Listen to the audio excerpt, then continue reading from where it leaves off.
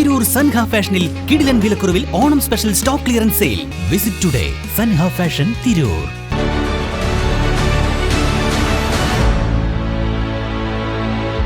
നമസ്കാരം, വെട്ട news on ടൈമിലേക്ക് സ്വാഗതം. കല്യാണം ഇനി വേറെ level. Basid wedding mall, Basid arcade, Poongottukulam, Tirur. Purathur panchayat MT Vasudevan അനുസ്മരണം സംഘടിപ്പിച്ചു. പഞ്ചായത്ത് വൈസ് പ്രസിഡന്റ് സുഹറ ആസിഫ് അനുശോചന പ്രമേയം അവതരിപ്പിച്ചു.